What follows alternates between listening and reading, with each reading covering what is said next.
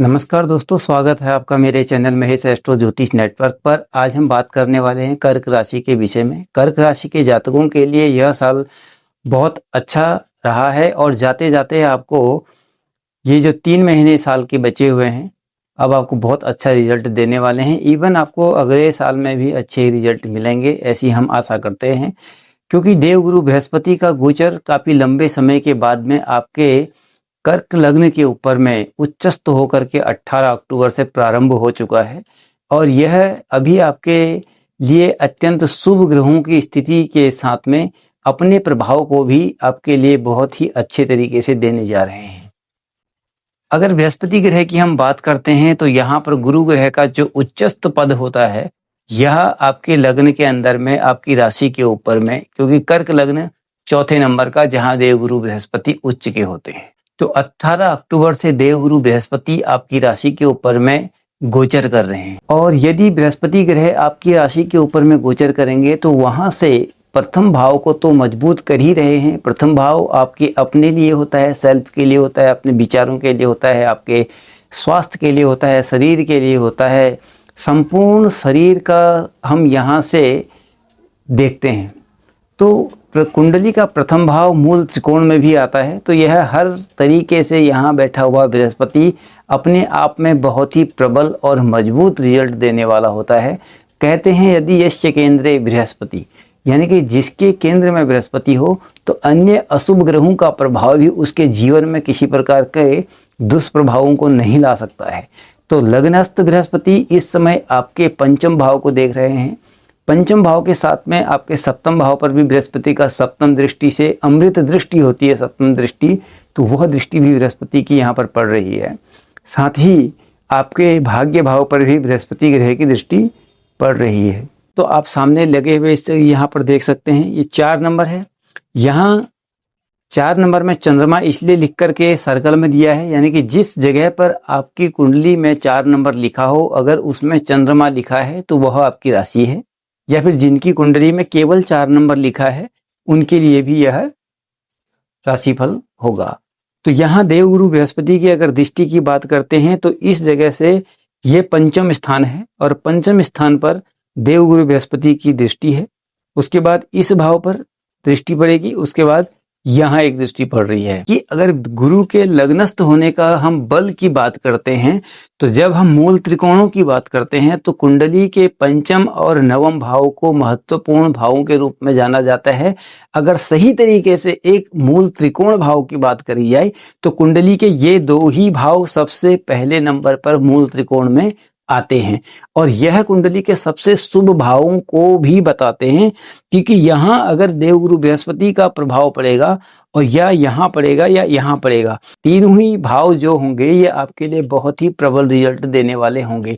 अगर देवगुरु बृहस्पति का यहाँ पर कोई भाव अच्छा पड़ता है तो इस जगह से देवगुरु बृहस्पति आपकी शिक्षा, एजुकेशन, पढ़ाई लिखाई, इवन आपके प्रेम संबंधों को भी प्रगाढ़ता पर लेकर के जा सकते हैं। यहाँ से आपको एजुकेशन से संबंधित समस्याएं अगर आ रही हैं अभी तक, तो आने वाले समय में वो सभी तरीके की समस्याएं समाप्त हो जाएंगी। अब यदि यहाँ पर बृहस्पति ग्रह की अगर हम बात करते हैं तो लग्नस्थ से सप्तम दृष्टि, सप्तम भाव आपके पार्टनरशिप का होता है, व्यापार का होता है, बिजनेस का होता है, नई तरीके की अगर कोई ऐसी डील आप करने वाले हैं जो बिजनेस से जुड़ी हुई हो तो निश्चित तौर पर वहां पर आपको गति प्रदान करेंगे। तो देवगुरु बृहस्पति यहाँ से अगर सीधी दृष्टि से यहाँ देखते हैं तो विवाह के योग भी बृहस्पति के प्रभाव से बनते हैं। खास तौर पर जिन कन्याओं का या जिन लड़कियों के विवाह में रुकावटें आ रही है तो उनके विवाह के लिए देवगुरु बृहस्पति, क्योंकि पति और संतान दोनों के कारक ग्रह माने जाते हैं, तो यहाँ पर जिनको संतान से संबंधित दिक्कतें आ रही हैं उनकी समस्याओं का सलूशन मिलेगा और जिनको विवाह होने में दिक्कत आ रही है उनके विवाह होने के लिए अच्छे योग बन जाएंगे। और साथ में सप्तमस्थ जो ग्रह का प्रभाव होता है ऑल ओवर आपके अपने रिलेशन के लिए भी अच्छा रिजल्ट यहाँ पर गुरु आपको देने जा रहे हैं, क्योंकि देवगुरु बृहस्पति जहाँ बैठे हैं उससे ज्यादा वो वहां देते हैं जहां उनका दृष्टि होता है। तो सप्तम दृष्टि गुरु की अमृत दृष्टि है। अमृत दृष्टि का मतलब होता है कि यहाँ पर गुरु अगर कुछ भी आपको दृष्टि से दे रहे हैं तो सब दे रहे हैं।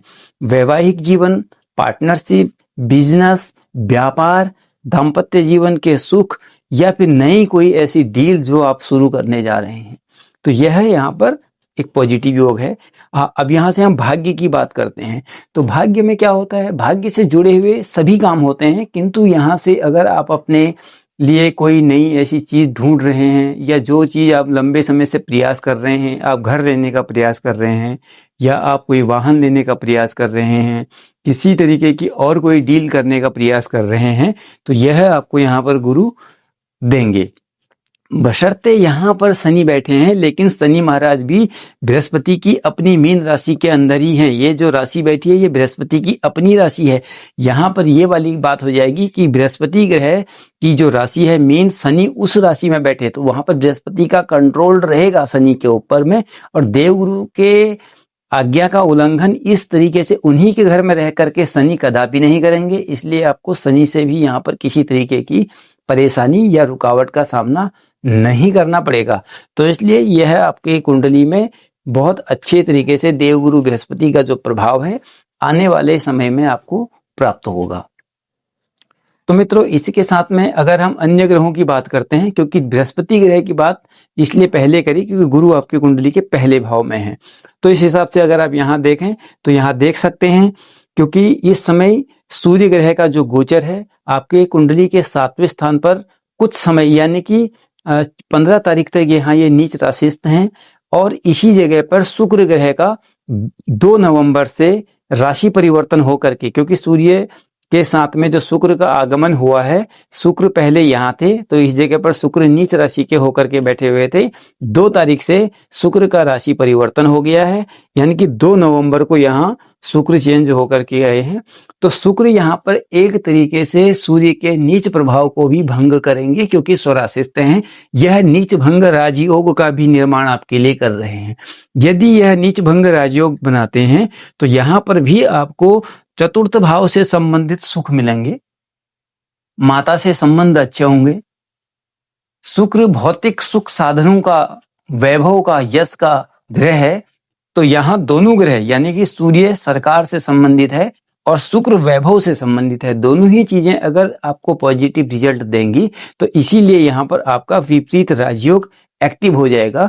चतुर्थ स्थान भूमि और भवन का भी है, यदि वाहन का भी है। अगर आप अपने लिए कोई घर लेना चाहते हैं या अपने पुराने घर को रेनोवेट करने की सोच रहे हैं या लंबे समय से कोई ऐसी बात घर की आप देख रहे हैं, क्योंकि अगर आपका शुक्र यहाँ नीच का चल रहा था और चंद्रमा आपकी राशि का चर ग्रह है, तो ऐसे लोगों को घर लेने में सबसे ज्यादा समस्याएं ये आती हैं। यदि वह घर को पसंद करते हैं तो उनके बजट से वह बाहर हो जाता है, और जो घर उनके बजट में आता है तो वह घर उनको पसंद नहीं आता कभी बार। अब इस समय अगर ये योग यहाँ पर बन रहा है तो इस चीज में आपको लाभ प्राप्त होगा। अब इसके साथ अगर हम बात करते हैं मंगल ग्रह की, क्योंकि चंद्रमा ग्रह गतिमान रहेंगे, मंगल ग्रह यहाँ पर हैं, तो मंगल ग्रह बहुत लंबे समय के बाद में अपनी राशि के अंदर पंचम भाव के अंदर में आपके लिए बहुत ही अच्छा योग बना रहे हैं। कर्क लग्न या कर्क राशि के जातकों के लिए अगर सबसे बेहतर कोई ग्रह रिजल्ट करता है या सबसे बेहतर कोई ग्रह कारक होता है तो वह है मंगल। और यहाँ मंगल अगर इस तरीके से पंचम में बैठा हो और उसकी कर्म स्थान पर भी एक राशि है, तो कर्म स्थान का स्वामी अगर पंचम भाव में बैठ जाए और उसका लग्न के साथ में योग कारक संबंध हो तो निश्चित तौर पर आपके सभी प्रयासों को पूरी तरीके से सफल कर देगा। बस आपको आलस प्रमाद आदि से बचना है, आपको आलस नहीं करना है, मेहनत करनी है, अपने काम पर किसी भी तरह की कोताही नहीं बरतनी है। अपने कार्य को अगर आप पूर्ण तरीके से करेंगे तो निश्चित तौर पर आपको यह ग्रह यहाँ पर अच्छा रिजल्ट जरूर देगा। अब बात करते हैं शुक्र ग्रह की। अगर शुक्र ग्रह यहाँ पर है तो शुक्र ग्रह की दृष्टि यहाँ पर होती है, तो शुक्र ग्रह भी आपके कार्यस्थल को, शुक्र ग्रह आपके पारिवारिक जीवन को, आपके सुखों को किसी न किसी रूप में बढ़ोतरी देंगे, क्योंकि वह पहले ही चतुर्थ स्थान पर अपनी स्वराशि का योग बना रहे हैं।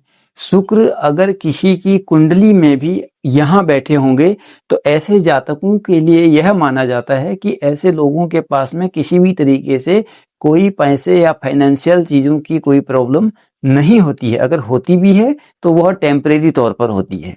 तो इस समय आपकी पैसे से संबंधित समस्याओं का निवारण होगा, कहीं न कहीं उस समस्या का समाधान होगा। यदि किसी कारणवश यहाँ शुक्र के नीच होने से यह दृष्टि भाग्य स्थान पर पड़ रही थी, आपके बिजनेस व्यापार में किसी तरीके की कोई फंड से संबंधित समस्या अगर आपको आई हो, तो निश्चित ही वह समस्या दूर हो जाएगी। तो अगर हम बात करते हैं यहाँ शनि ग्रह की, तो यदि आप अपने जीवन में, करियर में यात्राओं को लेकर के चलते हैं, या आप कोई ऐसा काम करते हैं जिसमें आपको बार-बार यात्राएं करनी पड़ती हैं, या लंबी दूरी की यात्राओं को लेकर के आप हमेशा एक्साइटेड रहते हैं, तो यहाँ थोड़ा-सा हम ये कहेंगे, क्योंकि अष्टम और सप्तम दोनों का स्वामी होकर के शनि यात्राओं के लिए कष्टकारक हो सकता है।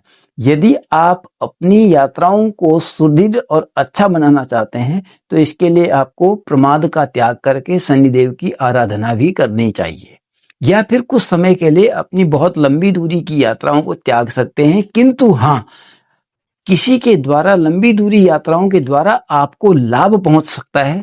अगर भाग्य स्थान पर शनि होते हैं तो उनकी दृष्टि आपके लाभ भाव पर ही होती है, तो कहीं ना कहीं शनि ग्रह भी किसी तरीके से आपके कोई भी रुकावट का कारण यहाँ नहीं बन रहे हैं। स्वास्थ्य आदि की बात करते हैं तो स्वास्थ्य में भी किसी तरीके से कोई समस्या आपको आती हुई नजर नहीं आ रही है। धार्मिक तौर पर गुरु आपको अगर देखें तो धर्म, स्पिरिचुअलिटी, धार्मिक स्थानों की यात्रा या धर्म से संबंधित जगहों पर आपके सहयोग को इस समय बढ़ता हुआ देखा जा सकता है, या आप खुद भी किसी धार्मिक कथा, पूजा पाठ आदि का या किसी ऐसे धार्मिक अनुष्ठान का आयोजन अपने घर पर करवा सकते हैं। ठीक है, क्योंकि यहाँ जो देवगुरु बृहस्पति हैं यह धर्म के कारक हैं, और आपकी कुंडली के जहां से हम आपके परिवार कुल को देखते हैं, यहाँ पर केतु है। तो केतु कुछ न कुछ ऐसी गतिविधि धर्म से अवश्य जोड़ता है जो हम चाहते हों, क्योंकि धर्म आपके जीवन का एक हिस्सा बन जाएगा इस समय के लिए, क्योंकि यहाँ गुरु स्वयं और यहाँ पर केतु विराजमान है। अब राहु केतु की अगर हम स्थिति को देखते हैं तो राहु पूर्ववत ही है। राहु का गोचर वर्तमान समय में कुंभ राशि के अंदर में ही चल रहा है, और ठीक सामने केतु है। तो राहु केतु दोनों ग्रहों का कोई इस लग्न के लिए बहुत अच्छा प्रभाव तो नहीं होता है, क्योंकि सिंह लगने वाले जातक हों या फिर कर्क लगने वाले जातक हों, दोनों के लिए राहु का प्रभाव बहुत अच्छा नहीं होता है।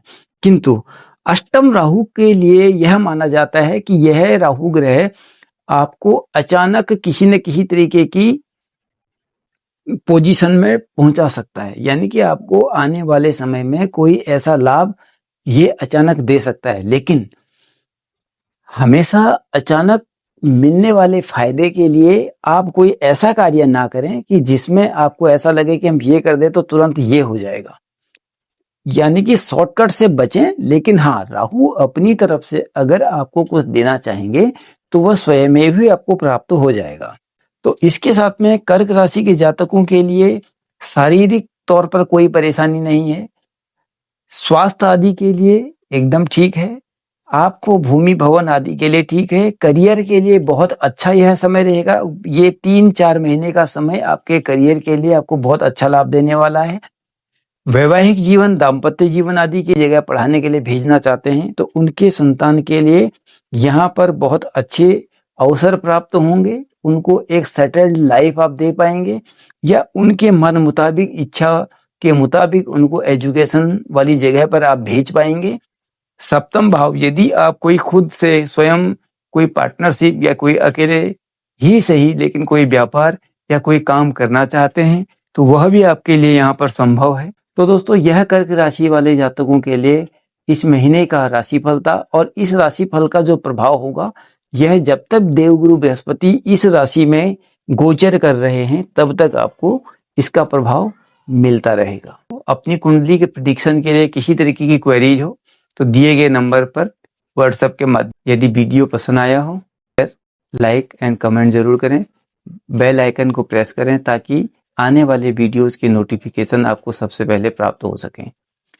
इन्हीं शुभ मंगल कामनाओं के साथ में आपका आने वाला वक्त बहुत अच्छा हो माता रानी की कृपा आपके ऊपर बनी रहे। जय माता दी।